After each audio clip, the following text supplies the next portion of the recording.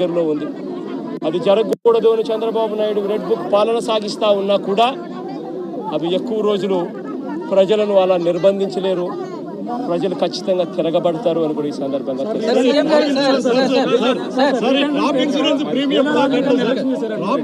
Premium మీరు చెప్పినట్టుగా ఇప్పుడు కట్టలేదు, పొలాలు మిలిగిపోయినాయి, ఎన్యూమరేషన్ స్టార్ట్ కాలేదు. మరి ఇన్సూరెన్స్ ప్రీమియం వస్తుందా, ఇన్సూరెన్స్ వస్తుందా రాదా? రాదు కాబట్టే కదా నేను అడిగేది. అందుకని బాధపడుతూ నేను చంద్రబాబు నాయుడు బుద్ధి ఉందా, జ్ఞానం ఉందా అని చెప్పి చంద్రబాబు నాయుడుని తిడుతున్నాను, చంద్రబాబు నాయుడు ప్రశ్నిస్తున్నాను. ఎందుకు కట్టడం లేదని అడుగుతా ఉన్నాను, ఎందుకు చేయడం లేదని అడుగుతా ఉన్నాను. ఈ క్రాప్ ఫస్ట్ దానికి చేయాలి అని అంటే ఫస్ట్ ఈ క్రాప్ చేయాలి. మీ గ్రామంలో ఈ క్రాప్ జరుగుతూ ఉందా నువ్వే చెప్పు. నీ గ్రామంలో ఈ క్రాపే జరగనప్పుడు ఇక ఏ రకంగా ఇన్సూరెన్స్ అంటే ఇన్సూరెన్స్ ఎగనామా పెడుతున్నట్టే కదా. ఈ క్రాపే జరగనప్పుడు ఇక దీనికి ఇన్పుట్ సబ్సిడీకి సంబంధించి నీకు ఏ రకంగా నీకు సొమ్మిస్తాడు? తెలుగుదేశం పార్టీకి సంబంధించిన ఎవడైతే రాసుకుంటాడో, నీ పేరేం పేరు? సాంబా అంటే వైసీపీనో లేకపోతే న్యూట్రల్లో అయితే రాదు. ఒక నిమిషం, ప్రకాష్ ఏమన్నా తెలుగుదేశం అని అనుకో, ప్రకాష్ టిక్. ఈ క్రాప్ లేదు, పారదర్శకత లేదు, ఇన్సూరెన్స్ ఎట్టాగు లేదు, ఇన్పుట్ సబ్సిడీ కూడా ఇప్పటి వరకు వీళ్ళకి కావాల్సిన ప్రకారం వీళ్ళకి కావాల్సినోనికి నచ్చినోనికి ఇస్తారు, నచ్చినోనికి. జిల్లా స్థాయి అధికారులు కలెక్టర్ కానీ రెవెన్యూ అధికారులు కానీ వచ్చి పంట నష్టం వేసిన దాఖలాలు లేవు. ఒక పిఠాపురం కాకినాడ నియోజకవర్గం కాదు, జిల్లానే కాదు, అటు కోనసీమలో కూడా దాదాపు 3వ సారి వరదైనా సరే ఎక్కడ కూడా పట్టించుకోవట్లేదు అనేది ప్రజలు చెప్తున్నారు. అదే కదా చెప్తా ఉన్నా. బాని పేరేం పేరు? సత్య. అదే సత్య నేను చెప్తా ఉన్నాను. ప్రభుత్వం స్పందించడం లేదనే కదా నేను చెప్పేది. ప్రభుత్వం అంతా ఫోటోలకు పరిమితం అవుతా ఉంది. చంద్రబాబు నాయుడు అనే వ్యక్తి టోటల్గా డ్రామా ఆర్టిస్ట్ అయిపోయినాడు. మామూలుగా పవన్ కళ్యాణ్ సినిమా స్టార్, కానీ ఇక్కడ కాదు. పాపం ఆయన కొత్తగా వచ్చాడు, పాపం ఆయనకి ఏం తెలిసినట్టు లేదు.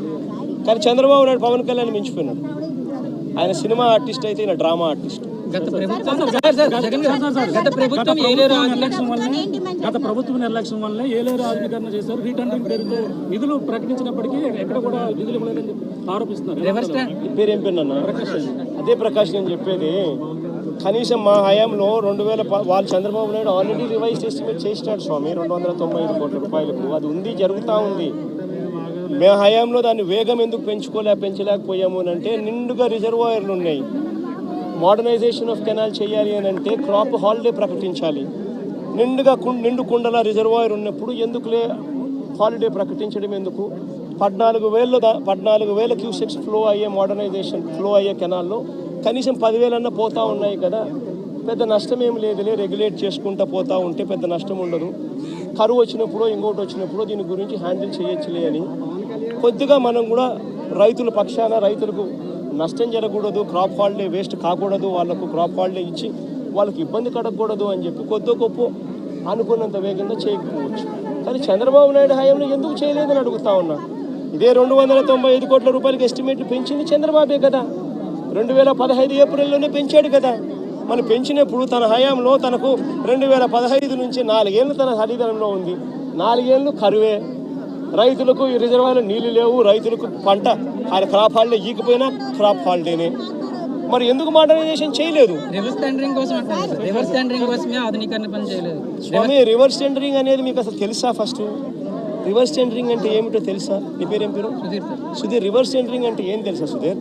ఇప్పుడు సుధీరు, ప్రకాషు, దొరబాబు ఇట్లా అందరూ కూడా ఒక టెండర్లో పార్టిసిపేట్ చేస్తారు. టెండర్లో పార్టిసిపేట్ చేయడం కూడా ఎలా పార్టిసిపేట్ చేస్తారు తెలుసా? టెండర్ ప్రక్రియ ప్రాసెస్ ఒక రిటైర్డ్ హైకోర్టు జడ్జి దగ్గరికి ఫస్ట్ పోతుంది.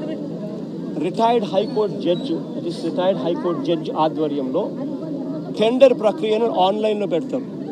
పెట్టి, నీ పేరేం పేరు? సాంబుడా. నీ పేరేం పేరు? సాంబుడి దగ్గర నుంచి, సతీష్ దగ్గర నుంచి, నీ పేరేం పేరు తల్లి? నందిని దగ్గర నుంచి, ఇట్లాంటి వాళ్ళు ఎవరైనా కూడా సలహాలు సూచనలు ఏమైనా ఇవ్వాలనుకుంటే ఆ జడ్జికి ఇవ్వచ్చు. ఆన్లైన్లోనే ఇస్తాడు. ఇచ్చిన తర్వాత మీ అందరి సూచనలు సలహాలు తీసుకున్న తర్వాత నియమ నిబంధనలు ఆయన ఫైనలైజ్ చేస్తాడు. ఆయన ఫైనలైజ్ చేసిన నియమ నిబంధనలు జ్యుడిషియల్ ప్రివ్యూ కమిషన్ అంటారు. జ్యుడిషియల్ ప్రివ్యూకి పంపించిన తర్వాత 100 కోట్ల రూపాయలు దాటిన ప్రతి టెండర్ను ఒక విప్లవాత్మక మార్పు చేసాం. టెండర్ల ప్రక్రియలో ఒక రెవల్యూషన్ తీసుకొచ్చాం. హైకోర్టు గవర్నమెంట్ పరిధిలో నుంచి దాన్ని తీసేసి హైకోర్టు జడ్జి, రిటైర్డ్ జడ్జి చేతిలో పెట్టాం. ఆయన ఆన్లైన్లో పెట్టి మీలాంటి వాళ్ళు ఎవరైనా కూడా అభ్యంతరాలు చెప్తే అభ్యంతరాలు కూడా తెలుసుకొని ఆయన ఫైనలైజ్ చేస్తాడు టెండర్ల ప్రక్రియలో నామ్స్. ఆ టెండర్ల ప్రక్రియలో ఆయన ఫైనలైజ్ చేసిన నామ్స్ను ఆయన చేసిన తర్వాత డిపార్ట్మెంట్ టెండర్కి పిలుస్తుంది. టెండర్లు పిలిచిన తర్వాత ఆ టెండర్లలో పేరు సుధీర్ పార్టిసిపేట్ చేస్తాడు, ప్రకాష్ పార్టిసిపేట్ చేస్తాడు, నందినమ్మ పార్టిసిపేట్ చేస్తుంది. చేసినప్పుడు సుధీరు L1గా L1 వస్తుంది. మామూలుగా అయితే సుధీర్కి రావాలి, కానీ రివర్స్ టెండరింగ్లో రాదు. సుధీర్ కోట్ చేసిన L1ను బేస్ ప్రైస్ కింద తీసుకొని మళ్ళా సుధీర్ని పిలుస్తా, ప్రకాష్ని పిలుస్తాం, నందినమ్మని పిలిచి ఆక్షన్ పెడతాం. సుధీర్ ఈ మాట చెప్పినాడు, ప్రకాష్ నువ్వు తగ్గుతావా అంట. తగ్గుతాను, ఇంత 10 రూపాయలు, నేను అప్పుడు పొరపాటు, నేను ఇంకా తగ్గిస్తాను, నేను నాకు వచ్చే అవకాశం ఉంది కాబట్టి నేను సుధీర్తో కాంపిటీషన్లోకి వస్తాను. మళ్ళీ ఆక్షన్లో నువ్వు చెప్పొచ్చు, నందినమ్మ నేనేం తగ్గు తిన్నా, నేను 85 చెప్తానని చెప్పి నందినమ్మ చెప్పొచ్చు. అప్పుడు నందినమ్మకు వస్తుంది tender. This is reverse tendering. ఈ రివర్స్ టెండరింగ్ అనేది ఒక రెవల్యూషన్. ఈ రివర్స్ టెండరింగ్ అనేది టెండర్లలో ఒక ఫిక్స్ చేసి, బిడ్స్ అన్ని ఫిక్స్ చేసి, క్వాలిఫికేషన్స్ అన్ని ఫిక్స్ చేసి, ఎవరిని పార్టిసిపేట్ చేయకోకుండా వాళ్ళందరినీ కట్టడి చేసి ప్రక్రియను పూర్తిగా ఆపేసే కార్యక్రమం రివర్స్ టెండరింగ్. సార్ ప్రధానంగా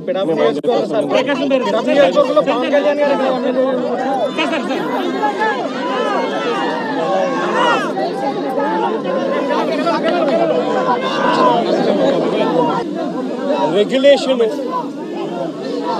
కూడా ఒకసారి గమనించినట్టయితే మళ్ళీ మనందరికీ కూడా గుర్తుకొచ్చేది ఏమిటి అని అంటే, సాక్షాత్తు గతంలో మనం ఏదైతే చూసామో విజయవాడ ఏ మాదిరిగా అయితే అతలాకుతలమైందో అదే రకమైన మోడస్ ఆపరాండా, అదే రకమైన నిర్లక్ష్యం